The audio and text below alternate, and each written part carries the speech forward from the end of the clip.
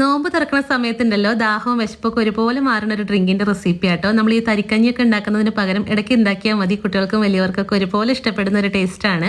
ഞാനിപ്പോൾ ഒരു പാക്കറ്റ് പാല് ഒരു പാനിലേക്ക് ഒഴിച്ചു കൊടുത്തിട്ടുണ്ട്.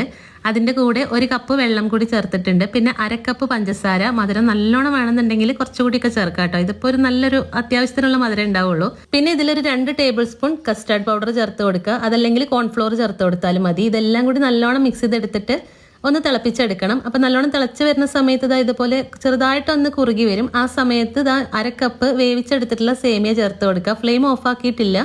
ഇനി ഇത് നല്ലോണം ഒന്ന് തിളപ്പിച്ചിട്ട് എടുക്കണം. പിന്നെ ഇതിന്റെ കൂടെ ഒരു 2 ടേബിൾ സ്പൂൺ ഉണക്കമുന്തിരി കൂടി ഞാൻ ചേർത്ത് കൊടുക്കുന്നുണ്ട്. അപ്പം അതൊന്ന് സോഫ്റ്റ് ആവാൻ വേണ്ടിയിട്ടാണ് ഈ സമയത്ത് ചേർത്ത് കൊടുക്കുന്നത് കേട്ടോ. ഇനി ഇതൊന്നുകൂടി തിളച്ച് കഴിഞ്ഞാൽ ഫ്ലെയിം ഓഫ് ആക്കിയിട്ട് ചൂടാറി കഴിഞ്ഞാൽ ഫ്രിഡ്ജിൽ 2 മണിക്കൂർ തണുപ്പിച്ചെടുക്കണം.